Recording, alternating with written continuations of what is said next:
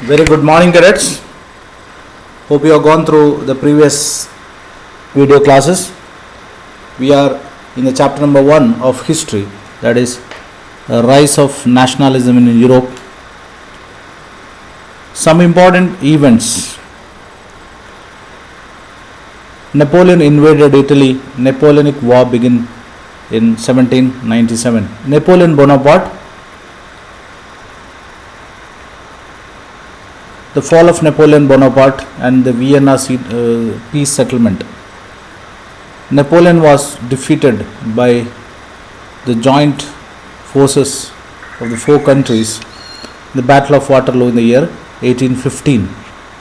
So after the Battle of Waterloo, fall of Napoleon Bonaparte, and the countries which defeated Napoleon Bonaparte signed a treaty which is famously known as Vienna Settlement of 1815. The Vienna Settlement, Duke Metternich presided over the Vienna Settlement, that is in the year 1815. I explained in the previous class about the capture of Greece by Ottoman Turks. Ottoman Turks, a Muslim empire, captured Constantinople and other parts of Europe in the year 1453. So Greece was under the control of Ottoman Empire. England was not happy for Ottoman Empire controlling Greece. That is the reason why England tried to spread independence movement in Greece. As a result, Greece independence struggle started in Greece in the year 1821. 1848 revolutions in Europe. 1848 onwards is considered as a period of revolutions in Europe. Who led the revolution in Europe? They are artisans, industrial worker, peasants, revolt against economic hardship. Why there was a revolution in Europe? Because various reasons. One, industrialization started in Europe. Because of the industrialization, the labor class started coming and settling down in the cities, and most of the labor class were not given proper facilities by the industrial owners. As a result, the labor class started revolt against the industrial owners. So the middle class population, which is elite middle class population, not only that, the educated middle class population started demanding for a constitution or an elected government. So as a result, 1848 is the age of revolutions. Later we also seen the unification process of Italy, because Italy was divided into various kingdoms. The various kingdoms of Italy later united and renamed as Italia, United Italy. So we are going to study about unification of Italy also. Take for example, you see, this is Italy before the unification. Kingdom of Sicily, it's the center of Italy. It was ruled by papal state. Lombardy. Okay, so 1, 2, 3, 4, 5, 6, 7 independent kingdoms, and later Italy was united. This is a map of Italy after unification. So this is also, we are going to study about Italian unification in this chapter. Okay, and other important events, that is unification of Germany, and later we are going to study about Pan-Slavic countries, or the downfall of Ottoman Empire and resulted in the World War I. Hope I made myself very clear what we are going to study in this chapter. Now let us move to the beginning of a new class, which is called as middle class in Europe. Now, what is the reason why the middle class population started growing in Europe? Because of the Industrial Revolution. So socially, politically, landed aristocracy was a dominant class of the continent. The members of this class united by the common way of life across the regional divisions. They owned estates in the countryside and also town houses. They spoke French. So, aristocracy. Aristocracy means the people who belongs to a rich family. They were called as aristocracy. So, what is the common features? Aristocracy. They owned estates. Please write down the points. Aristocracy owned estates and they also owned town houses. And they spoke which language? French for the purpose of diplomacy and in high society. So there were certain features or characteristics features by which you can classify a category as aristocracy. Socially and politically a powerful category, the aristocracy. Aristocracy means rich people. They controlled estates, they owned estates, they had a huge palatial bungalows and they used to speak which language? That is the French. Their families often connected by the marriage ties. This powerful aristocracy, however, numerically a small group. Please write down this. So aristocracy was not a huge group, means by number, numerically, they were small in size. So aristocracy. The majority of the population was made up by the farmers or the peasantry. The bulk of land was framed by tenants and small owners, while Eastern and Central Europe pattern of land holding was characterized by the vast estates cultivated by serfs. Now, when we speak about this serfdom, try to understand the meaning of serf. Serf is nothing but a labor or a slave labor attached to the land was called as serf. So serfdom or serf was a common system which was used in the feudal system. Okay. So write down the characteristics, means what define aristocracy in Europe, means you have to write all these features. Aristocracy are the rich, politically and economically very, very powerful, and they spoke French and they owned houses, palatial bungalows and all those things. So you have to write all those things when the question of aristocracy asked. In Western and Central Europe, the growth of industrial production and trade meant growth of town and emergence of commercial classes who exist based on the production of market. Industrialization began in England in the second half of 18th century. Now, please write down the point. Industrialization or industrial revolution was in a boom in England in the 18th century, but in France and parts of Germany it occurred during the 19th century. Industrialization first began in England only. Industrialization is nothing but production.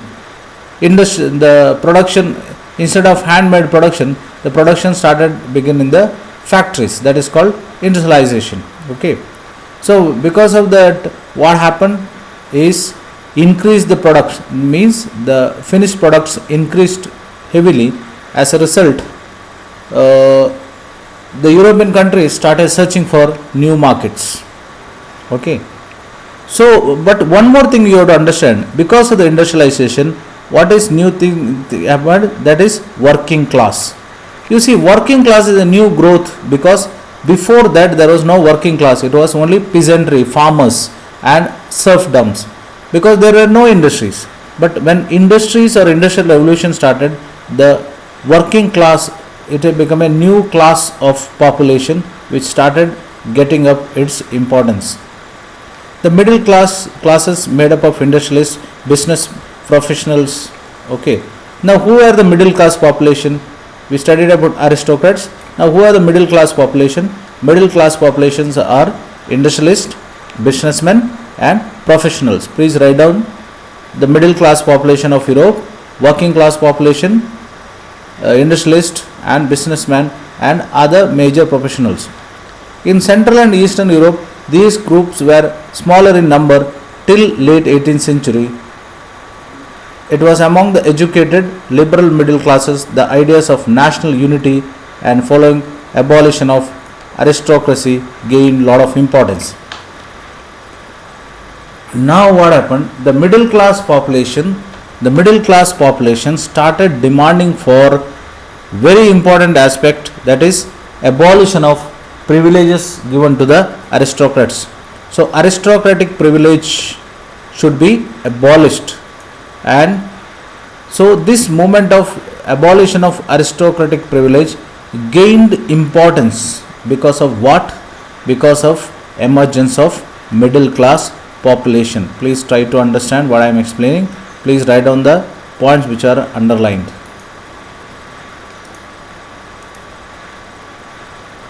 Now, another major topic which we are proceeding now, that is liberalism. We have economic liberalism, political liberalism and social liberalism. Please try to understand the three types of liberal ideas. Now, very important meaning of liber.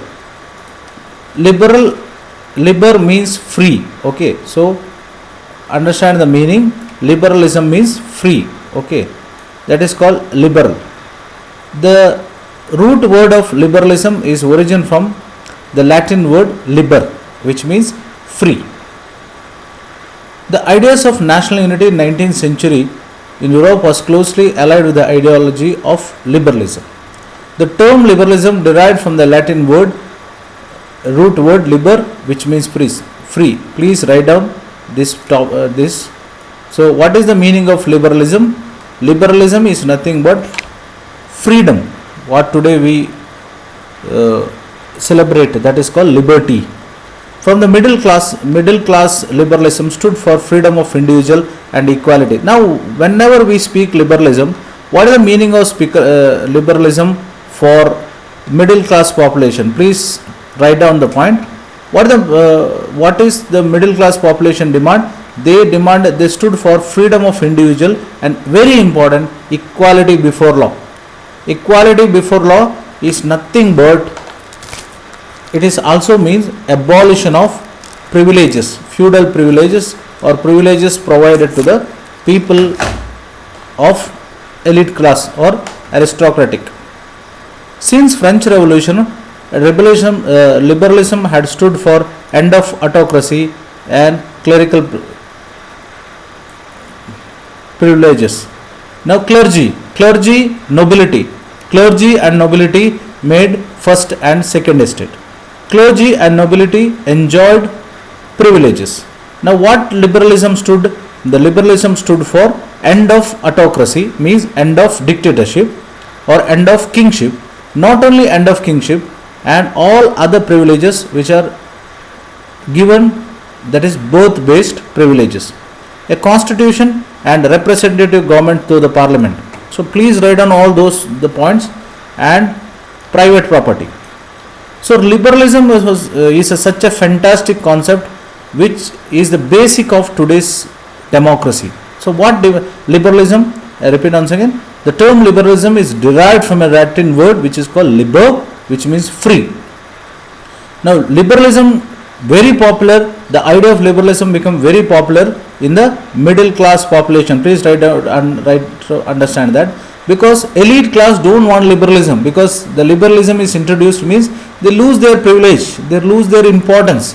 So they don't want to lose their importance. That's why they were not supporting the liberalism. Whereas who supported liberalism? They are the middle class population. They supported liberalism. What is the basis of liberalism? Basic demand of liberalism, that is equality before law, political liberty, end of autocracy, end of all the birth-based privileges, establishment of constitution, representative government, means election process, and very important, they also stressed for private property. So liberalism is such a fantastic concept because it demanded for various changes in the European society, especially in France. Yet equality before law did not necessarily stood for universal suffrage. Now what you have to understand, even though liberalism demanded for equality before law, but very important, they are not demanded for universal suffrage. Okay. Now what do you mean by universal suffrage? Suffrage is nothing but voting power. Okay, suffrage is nothing but right to vote. It is mentioned here, right to vote. Today in India we have universal adult franchise system. Why it is called universal? Because it is given to all. But in France, liberty or liberalism not stood for universal suffrage. What do you mean by that? That means the right to vote was restricted for few. Okay. So French marked the first political experiment of liberal democracy. The right to vote to get elected granted exclusively to the propertied man. Please note down this. So right to vote was given only to the propertied men, means those who have property, they are provided right to vote. Men without property, women are excluded from political right. So men without property are women excluded from political right. That means why it is not universal suffrage, rather it's suffrage, means right to vote given to only men, only to men, that to property owned men. So men without property, all women were excluded from political right. So that is what the limitation of liberalism. Whenever we speak liberalism, liberal don't conclude that liberalism stood for outright freedom of citizen. It's not like that.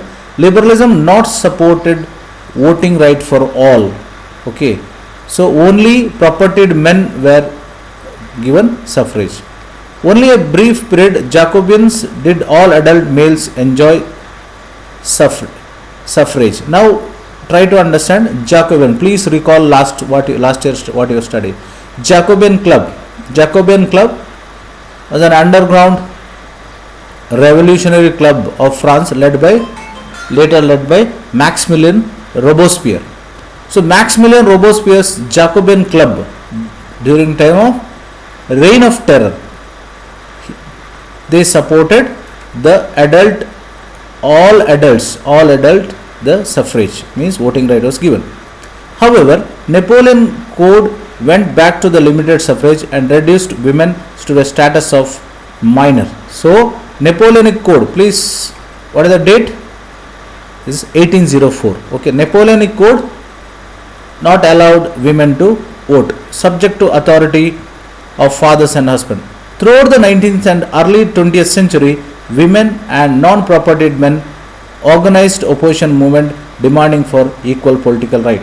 So please understand, Europe or France not gave voting right till 20th century to women. So that is what they demanded for political right. So what we studied? We studied about liberalism, political liberalism, equality before law. Whenever we speak political liberalism, there was a limitation, that is a limited suffrage, not the universal suffrage.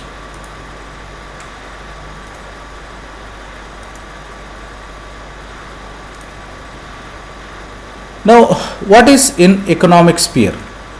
Okay, what is in economic sphere? Liberalism stood for freedom of market, abolition of interstate imposed restriction of goods and capital. So what is the demand of economic liberalism? Economic liberalism demanded for freedom of market. Okay, and very important, abolition of state imposed restriction on movement of goods and capital. So there should be free movement of goods and capital. There should not be any restriction in the movement of goods and services. So that is what economic liberalism. Let us take the example of German speaking region. First half of 19th century, Napoleon's administrative center measures. This is what we studied in Napoleonic Code. Please write down. Economic liberalism means economic liberalism stood for freedom of market, abolition of state imposed restriction of movement of goods and capital. Countless small principalities, federation of each of these possessed their own currency. Weights and measures. His goods have to pass through 11 custom barriers and pay customs duty about 5% to each of them. Duties were levied according to the weight and measurement of the goods. Each region had its own weight and system. This involved the time consuming calculation. This measure of cloth, for example, LE, in which each region stood for a different length. Now, what was difficulty in trading in those days in Europe? This is explained in this paragraph. That, for example, Napoleon defeated and made a confederation of how many states? 39 states. But in each and every state there was very important different currency. So even though they were united under Napoleon, but each and every state had a different currency. Very not surprising, of course, those days is very common. Different weights and measures. Today we have kilogram. Kilogram is a common weight, liter is a measurement. But those days each and every place had a different weights and measurements. So when you have different weights and measurements, imagine a person who is traveling from one place to another place. Example is given, Habsburg to Nuremberg. Imagine if a person is traveling from this place to this place in the year 1833, then he has to pay 11 custom barriers. Now compare this with the GST. Imagine few years back, if a truck start from Delhi coming to Karnataka, has to cross several states and has to pay the tax for the goods in each and every places. Now GST, common tax throughout the country, definitely made the trade easy, because we have to pay the single tax, that is GST. When it reaches to a particular state, there is a SGST for the retail sale. Otherwise it's very easy. So those days it was very difficult for a trade. That's why it was very difficult. So economic liberalism demanded for the free movement of trade from one place to another place, so that the duties or the tax was levied will be very easy throughout the 39 Federation of Napoleon. Okay.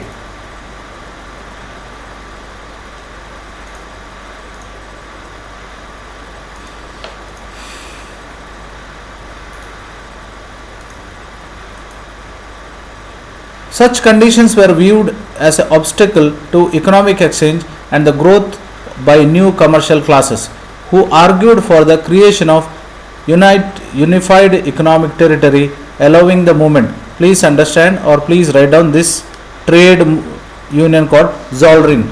Zollverein was a trade union or a custom union formed with the initiative of Prussia and joined by most of the German states. Today we have like BRICS, or today what we have EU, European Union, or BRICS. All these are the trade unions. Like these trade unions, in the year 1834, a custom union or trade union was started, which was known as Zollverein. Please write down.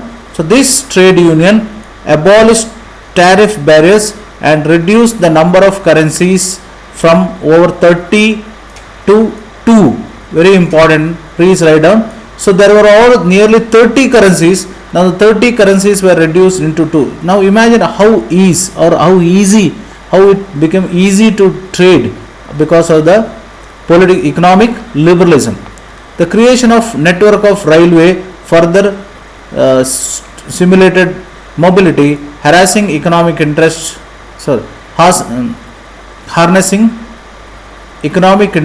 and national unification. A wave of economic nationalism strengthened the wider nationalist sentiments growing in future time. So what do you mean by economic liberalism?